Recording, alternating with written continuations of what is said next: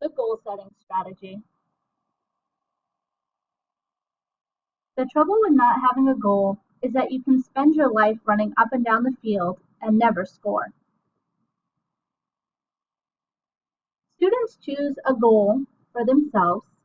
The teacher can set some restrictions or allow the students to go in any direction for their goal that they choose. The students map out a plan to achieve the goal, a time frame for completion, and progress monitor their goal while making adjustments if needed.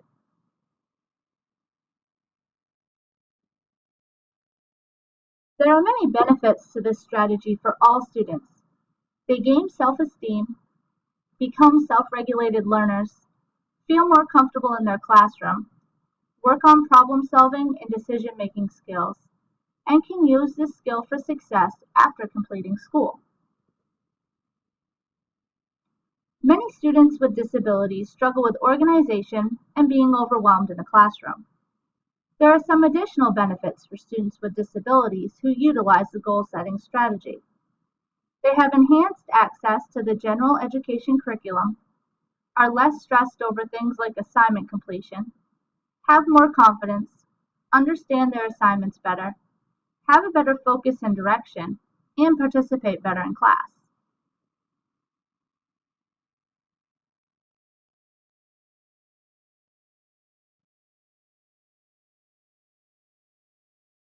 Many students with disabilities struggle with feeling behind their peers.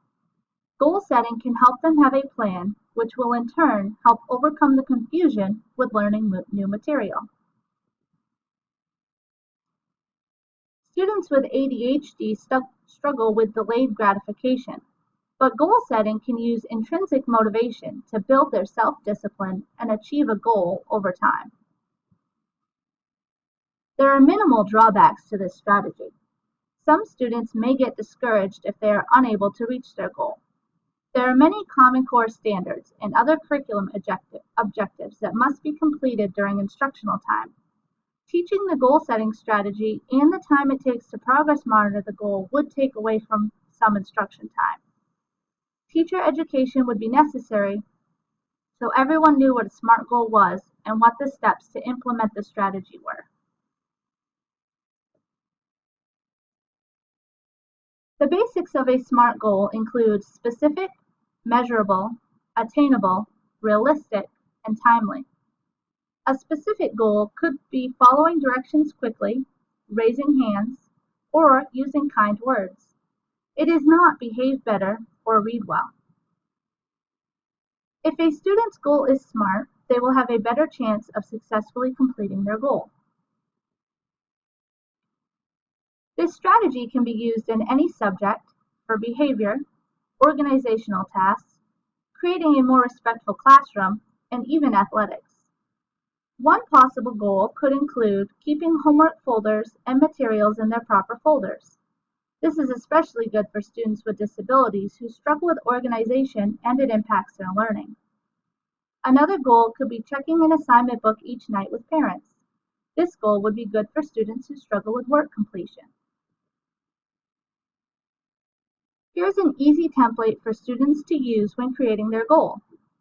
Some tips for using this template include conferencing with the students to ensure their goal is SMART and that they have a plan to attain it.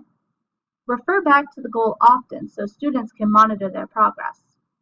Have the goals visible so the students remember what their goal is, and celebrate success. This video is set in a martial arts class, but the discussion is very similar to one a teacher can have when introducing the goal-setting strategy to students.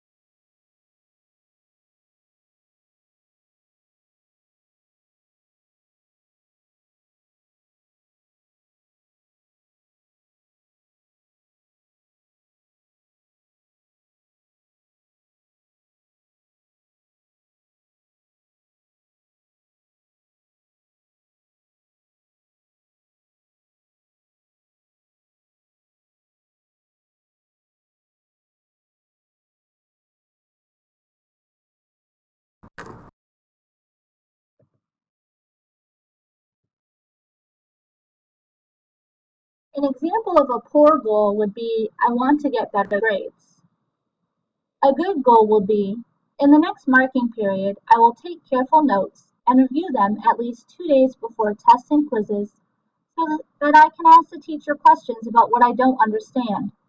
I will do my math homework before I do things with friends. And when I hand it in, I will ask the teacher about anything I am not sure about. When I get anything wrong, I will make sure to ask the teacher or one of my classmates how they got the right answer. Here are 2 more sample SMART goals. One on organization.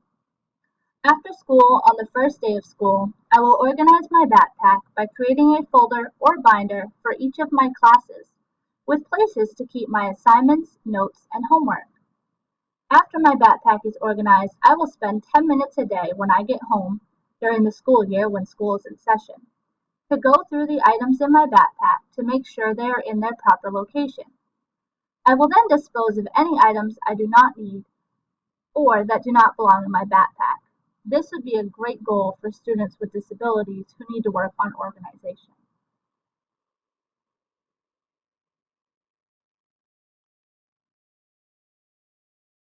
Some suggestions for using goal setting in the classroom would include having some students that might need more frequent progress monitoring checks with their goal.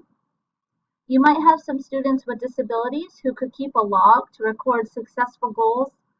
Often they will find that you're going to have more goals with those students in a shorter time period, and by keeping a log, it will help them gain self-esteem. They can refer back to the progress that they've already made during the year. You could also use informal interest surveys or peer interviews to help students come up with a goal that they want to achieve. Some tips from students about writing SMART goals. It has to be a serious goal. It should be something you are able to work towards, not too easy or too hard. Make your plan first to make sure you can make your goal. Pick a goal that will help you be successful in the future. Don't make the goal too hard, like I can read 100 books by the end of the week. Keeping up student motivation is important during this process. Some activities you can do to keep students motivated include providing email tips, sharing stories of goals you have achieved, decorating your classroom with inspirational posters, displaying student goals where they can see them, and having students watch movies about successful people. The goal-setting strategy can be used in many different situations and will instill lifelong learning habits in our students. It helps contribute to the growth mindset that we want our students to have.